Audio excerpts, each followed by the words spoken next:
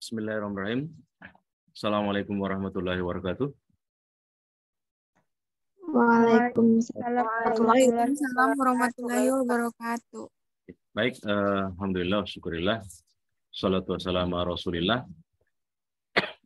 Pada siang ini kita akan melanjutkan materi kita. Kita akan berbicara soal iklim organisasi. Nah, biasanya dalam bayangan kita yang disebut dengan iklim itu terkait dengan cuaca. Cuaca di sekeliling kita. Nah, berbicara tentang iklim organisasi itu gambarannya itu kira-kira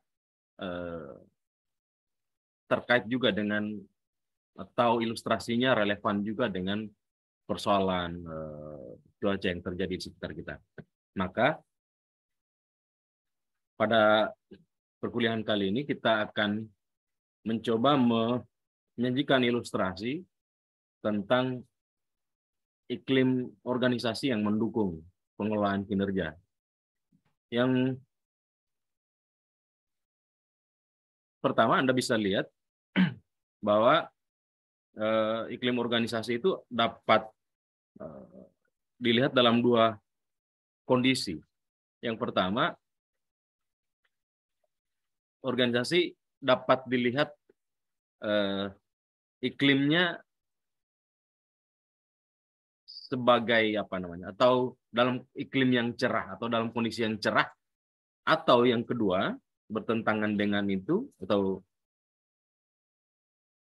berseberangan dengan itu adalah iklim organisasi yang mengalami stormy atau badai. Jadi kalau dalam bayangan kita, kalau dibilang iklim yang cerah, biasanya iklim yang membuat orang-orang senang karena dapat beraktivitas dengan bebas, lebih terbuka jalan kemana-mana, lebih mudah dalam berkomunikasi dan seterusnya. Nah, sebaliknya jika cuaca dalam keadaan stormy atau badai atau musim penghujan katakanlah, maka kita dapat membayangkan bahwa situasi itu bisa membuat orang sangat terbatas dalam berbuat, termasuk mungkin hadirnya atau datangnya berbagai macam jenis penyakit akibat cuaca yang kurang mendukung. Nah, kita ingin melihat itu dalam konteks keorganisasian. Yang pertama, beberapa indikasi bahwa iklim organisasi itu cerah. Yang pertama, ini. Yang pertama, jika kita melihat orang-orang di dalam organisasi itu diberi keleluasaan dalam mengambil inisiatif. Jadi, katakanlah mau berbuat A, maka pimpinan organisasi ataupun pimpinan-pimpinan di bawahnya memberikan ruang yang lapang, membuka pintu selebar-lebarnya agar anggota-anggota itu dapat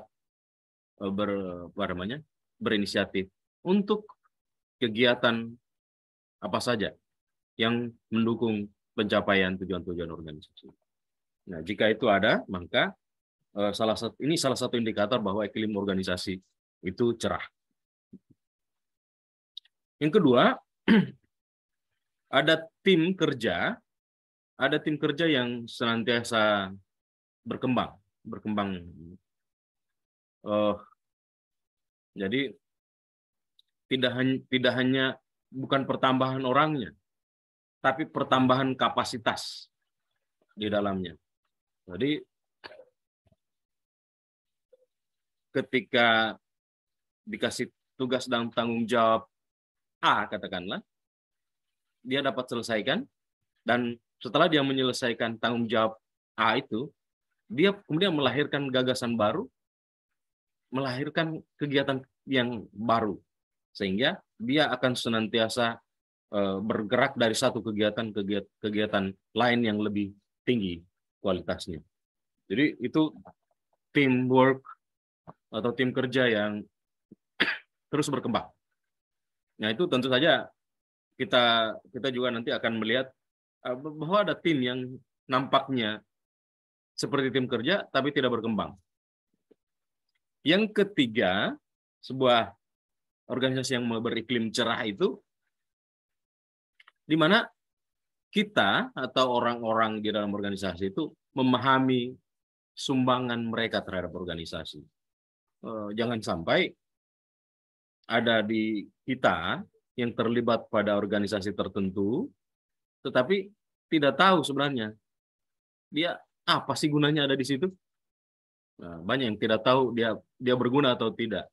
Jadi istilahnya dia ada tidak membuat genap, dia pergi juga tidak membuat ganjil. Ada pernyataan-pernyataan begitu. Jadi kita tahu bahwa kita menyumbang apa. Dan kalau kita mengerti kita tidak dapat memberikan sumbangan apapun di organisasi itu, ya tidak perlu kita bertahan. Jadi, kita mesti mencari pelabuhan yang lain. Yang berikutnya, keempat, ada arah yang jelas dan komunikasinya juga baik. Jadi ini berhari-hari tinggal dalam organisasi itu tidak tahu organisasi itu mau bikin apa gitu. Jadi hobinya hanya ngumpul tiap malam, ngopi-ngopi tiap malam. Tapi hanya seperti itu. Hanya menghabiskan malam dan menghabiskan kopi bergelas-gelas umpamanya. Kan banyak yang sering ngumpul gitu. Itu menunjukkan juga arah kita ini tidak kabur, tidak jelas. Tapi tidak cukup dengan itu, komunikasinya juga mesti baik. Nah, yang lalu kita sudah membicarakan bahwa komunikasi yang baik itu dalam berbagai riset lebih menunjukkan keberhasilan yang tinggi bagi seorang pemimpin. Yang berikutnya, pekerjaan ini workload is distributed evenly. Jadi pekerjaan itu terdistribusi, terbagi secara merata dengan melihat skill dan kemampuan individu. Nah, jadi pekerjaan itu dibagi-bagi secara merata berdasarkan keterampilan dan kemampuan orang. Jadi katakanlah Anda mengerjakan tugas kelompok, tugas perkuliahan kelompok, maka kalau dibagi secara merata mungkin ada yang kemampuannya di bidang mengetik, tidak pernah salah kalau ngetik. Ya, berarti dia perannya khusus mengetik apa yang dilahirkan dari kelompok tersebut. Yang B, katakanlah, dia tugasnya merumuskan ide tentang judul apa sebaiknya makalah kita. Kemudian, yang anggota yang C, katakanlah, dia tugasnya mencari referensi. Nah, sehingga nanti makalah atau paper yang dibuat itu memiliki kualitas yang baik. Itu berbagi peran berdasarkan kemampuan dengan mempertimbangkan keterampilan dan kemampuan. Nah, yang berikutnya keterampilan, kemampuan, dan motivasi setiap anggota organisasi itu diakui, ya, diakui. Jadi jangan ada di dalam organisasi itu yang tidak yang menafikan keterampilan orang, kemampuan orang, yang akhirnya membuat anggota organisasi merasa, wah, ini kita tidak pernah difungsikan nih. Kenapa pekerjaan ini yang seharusnya bidang saya tidak diberikan kepada saya, malah diberikan kepada orang lain yang sebenarnya tidak kompeten. Yang terakhir, untuk yang ciri-ciri atau ilustrasi tentang organisasi yang beriklim cerah ini adalah lingkungan kerja yang secara fisik itu kondusif untuk kinerja yang baik. Nah, jadi memang secara fisik memang mesti didesain lingkungan kerja itu merangsang anggota organisasi untuk berbuat semaksimal mungkin untuk mencapai tujuan organisasi. Nah, kita mau lihat yang ilustrasi iklim organisasi yang kedua. Yang kalau yang tadi cerah, yang ini iklim yang diliputi badai atau iklim penghujan. Ini ada lambangnya ini. Hujan terus nampaknya, mendung terus.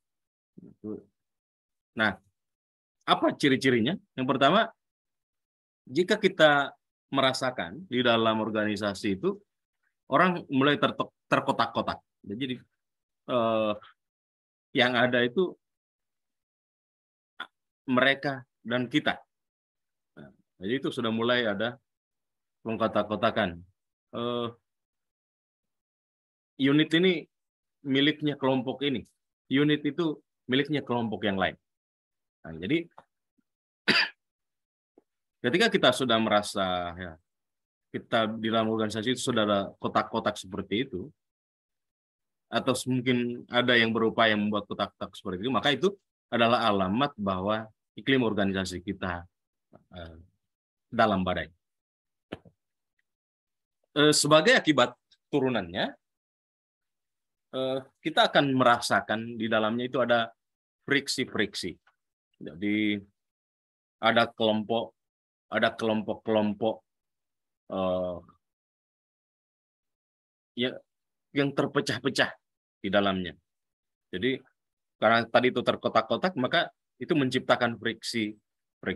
Jadi kemana-mana bergerombol, katakanlah hanya teman yang sepemikiran dengan dia.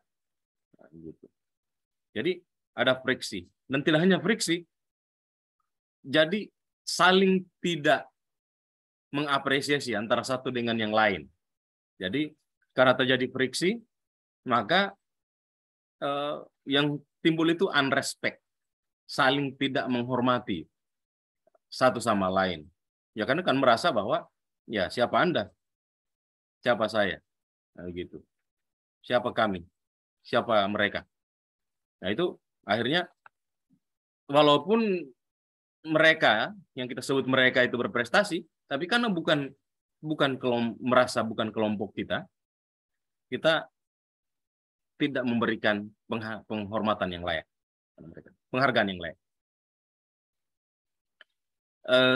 Akibat selanjutnya adalah ini, orang memiliki pemahaman yang kecil tentang peran-peran mereka. Karena itu orang sudah sibuk bukan lagi memikirkan soal tugas dan tanggung jawab, tetapi sudah berpikir soal lain di luar itu, sehingga pemahaman terhadap tugas dan fungsinya semakin kecil. Yang berikutnya, sebagai akibat dari itu ya, terjadi konflik, pertentangan tujuan, dan itu ada pencampur adukan pesan-pesan organisasi. Ada yang membawa tujuan kelompok, tujuan pribadi di dalam organisasinya. Dan kadang kalau itu, maka biasanya tujuan organisasi menjadi terkesampingkan. Karena yang sudah dominan ini adalah tujuan-tujuan kelompok dan tujuan-tujuan individual atau tujuan-tujuan kekeluargaan, bisa saja seperti itu.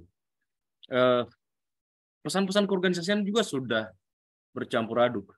Biasanya kita agak sulit mengenali ini sebenarnya untuk kepentingan organisasi atau untuk kepentingan yang lain. Karena tidak ditahu forumnya apa, yang dibahas apa, itu tidak ditahu lagi. Jadi sampai ke hal-hal teknis seperti itu, kelihatan sekali bahwa organisasi ini sedang tidak baik-baik saja. Yang berikutnya, pekerjaan juga tidak terbagi secara merata antara tim. Jadi ya karena itu tadi efek itu ya, pengkotak-kotakan. Jadi terlanjur si A atau kelompok A yang jadi panitia katakanlah, ya kalau ada kegiatan berikutnya lagi ya tetap kelompok yang itu, tetap orang-orang itu. Dan itu akhirnya akan menimbulkan persepsi bahwa yang lain tidak bisa, sehingga hanya kelompok itu yang bisa. Padahal itu karena tidak pernah pekerjaan itu dibagi secara merata. Jadi itu berbahaya sekali jika ada praktik-praktik, sehingga ada orang bilang lagi-lagi dia, apa tidak ada yang lain? Oke, jadi itu berbahaya sekali jika ada praktik seperti itu. Itu juga menjadi akibat semakin kecilnya pemahaman pada anggota organisasi bagaimana seharusnya bergerak atau bekerja. Jadi karena yang dianak emaskan itu hanya kelompok tertentu, maka kelompok lain itu akan merasa ya syukur-syukur kalau hanya bermasa bodoh. Tapi kalau ada yang frustrasi itu tentu akan menjadi masalah, menjadi tambahan masalah bagi organisasi. Yang berikutnya, lingkungan fisik juga memang mencegah peningkatan kinerja yang baik. Ya dari segi penataan itu memang akan tergambar sebuah organisasi itu beriklim badai atau cerah. Ini contoh kalau ada pemimpin yang baru terpilih katakanlah, kemudian mendesain kantornya itu sedemikian rupa, itu akan menggambarkan bahwa dia sedang mengarahkan organisasi itu ke iklim tertentu. Katakanlah pemimpin baru merubah model kantornya dengan model tertutup, begitu. Jadi satu pintu, tidak ada atau sedikit sekali angin bisa masuk, dan seterusnya.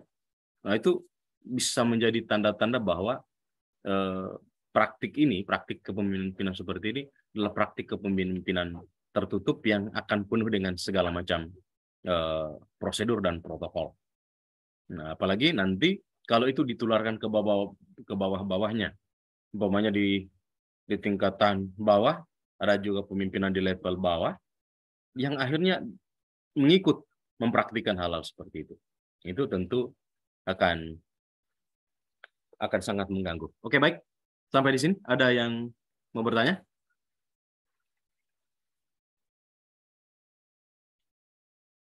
Halo?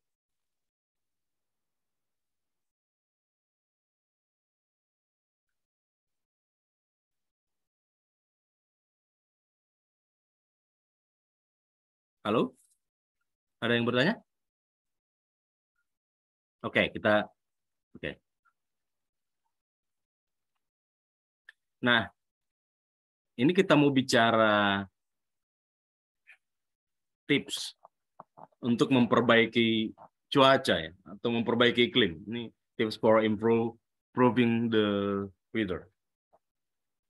Jika Anda ingin memperbaiki iklim pada tim, pada organisasi, pertama ini rumus-rumusnya.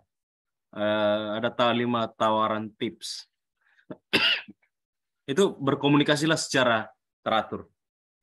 Jadi seorang pemimpin itu tidak boleh terlalu lama duduk di belakang meja sehingga tidak tahu kondisi bawahannya. Jadi tahu apa keinginan anggota Anda dan apa aspirasi mereka. Maka jalannya adalah berkomunikasi. Pemimpin itu harus sering turun jalan-jalan, jalan-jalan ke bawah, menengok para bawahannya ini sedang ngapain sih, yang sampai lagi lapar bawahannya tidak tahu, gitu. Jangan sampai, karena ada pemimpin yang kenyang sendiri itu ada juga, gitu. Tidak peduli bawahannya di bawah, bawahannya itu mau dalam keadaan sekarat karena lapar atau. Jadi ada yang seperti itu. Nah, communicate regular. Jadi berkomunikasilah secara reguler. Temui mereka. Dengarkan apa keinginan dan aspirasi mereka. Mendengarkan itu tidak harus juga Anda memenuhi semuanya, meskipun ada yang mampu. Tapi paling tidak itu akan menyenangkan orang yang Anda pimpin. Karena dia akan bilang, oh, pemimpin saya ini rajin menyapa kita. Itu sudah cukup. Kira-kira. Yang kedua, Anda mesti membuat visi bersama ya. Jadi visi itu bukan visi pribadi ya. Jadi visi bersama. Visi bersama itu ditahu semua orang. Contoh kita nanti bikin sekolah, kita membuat visi bahwa 20 tahun sekolah ini menjadi nomor 1 di Sulawesi Tenggara, itu bukan visi pribadi, tapi kenalkan ke semua supaya mengerti visi itu. Bagaimana cara mencapainya 5 tahun pertama, 5 tahun kedua, 5 tahun ketiga, sampai masuk ke 20 tahun, kita akhirnya menjadi yang nomor 1 di Sulawesi Tenggara. Itu mesti ditahu oleh tim-tim kita dengan baik. Kalau ditahu, mereka akan menyadari bahwa kita mesti melakukan apa. Kita mendukung kebijakan, kita mendukung program, strategi pencapaian dan seterusnya. Yang berikutnya, kita memperbaiki lingkungan fisiknya. Jadi lingkungan fisik itu kita perbaiki. Jadi karena visinya sudah dimengerti, maka ke bawah kita memperbaiki lingkungan fisiknya. Jadi yang tadi itu di atas kan intelektualnya, jiwanya kita isi, visinya ya. Komunikasi itu, walaupun yang bicara umpamanya kita punya badan, tapi itu jiwa yang kita isi. Visi juga begitu, kita isi intelektual. Nah, ke bawahnya itu lingkungan fisiknya yang kita tata supaya mendukung terciptanya iklim. Kalau lingkungan fisiknya amburadul, penataan ruangan, penataan taman, parkir, dan seterusnya tidak mendukung, ya ini dapat mengganggu. Yang keempat, gunakan gagasan, manfaatkan gagasan dari anggota untuk perbaikan, untuk melakukan perbaikan. Jadi pemimpin yang baik itu tidak hanya beride sendiri, tetapi mau mendengarkan. Jadi mau mendengarkan ide. Jadi selalu ditanya, kira-kira kita mau bikin apa yang terbaik kita lakukan untuk kegiatan ini. Nah, karena biasanya kalau ditanya begitu, anggota itu akan mengeluarkan, oh sebaiknya begini, agar lebih meriah begini, agar lebih wah begini.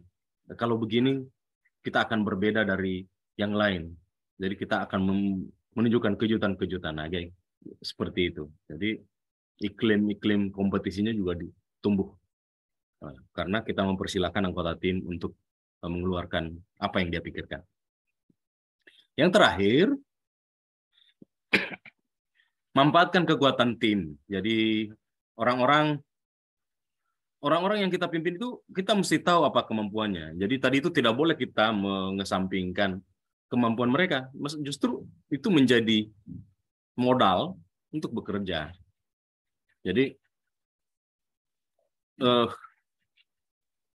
skill, kemampuan, aspirasi, dan alokasi kerja itu adalah bagian dari yang mesti dipertimbangkan oleh seorang pemimpin. Tapi yang terpenting kenali dulu apa kekuatan tim kita.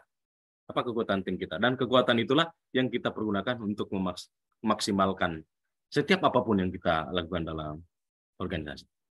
Oke, saya kira itu materi kita. Silakan kalau ada yang mau bertanya.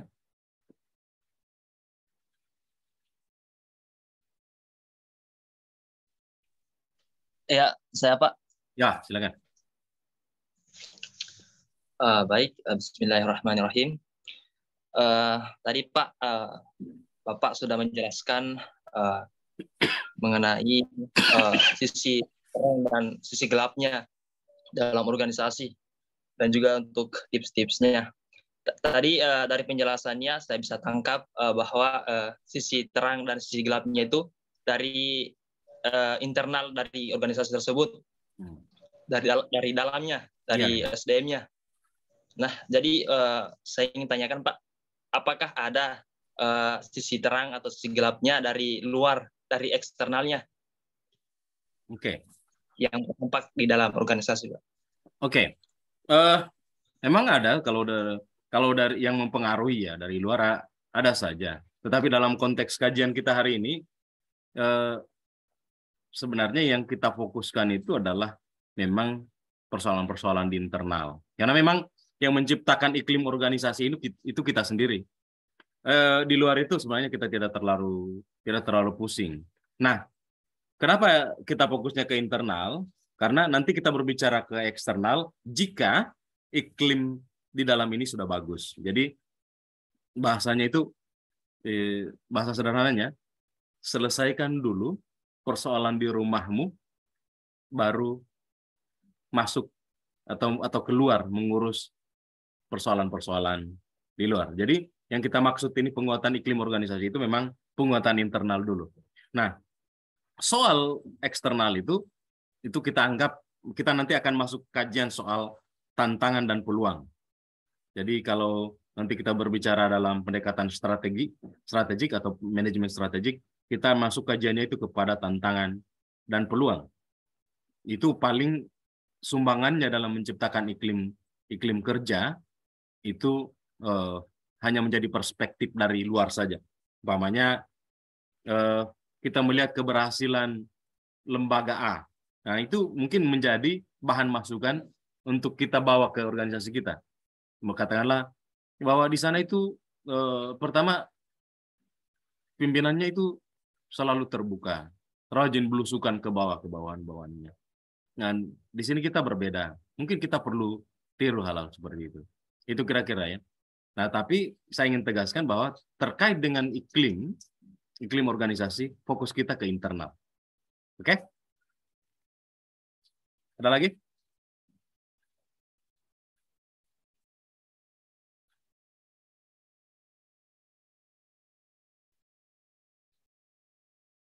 Oke, baik. Tadi ini di layar ini ada Hairul Anwar itu berdua ya? Iya Pak, berdua Pak. Nah, siapa lagi yang di layar ini berdua?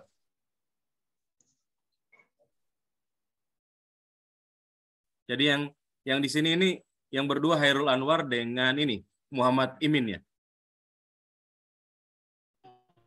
Iya Pak, ya Pak. Pak, Reka Pandita dengan Ningsi. Siapa? Sri Wahyuningsi dengan? Reka Pandita dengan Sri Wahyuningsi. Oh, Reka Pandita dengan Sri Wahyuningsi. Siapa lagi? Berarti kalau dari tampilan ini berarti ada 30. Apa? Ada berapa ini? 19 tambah 2. Berarti 20 orang yang ada di ruangan ini ya. Ada 20 orang. Iya Pak, 20. Oke. Oke, saya kira begitu ya untuk pertemuan kita. Seharusnya tadi ini kita pertemuan offline ya, tapi kurang bagus kalau saya masuk dalam keadaan ini ya, dalam keadaan batuk-batuk di ruangan. Jadi semoga saya berharap Anda semua dapat menjaga kesehatan di tengah pergantian cuaca ini ya.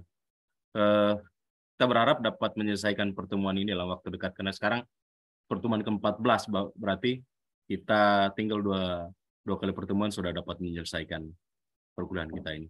Demikian, jika tidak ada lagi yang bertanya, mari kita akhiri pertemuan kita. siang ini dengan bersama membaca hamdalah. Alhamdulillah. Alhamdulillah. Alhamdulillahirrahmanirrahim. Assalamualaikum warahmatullahi wabarakatuh.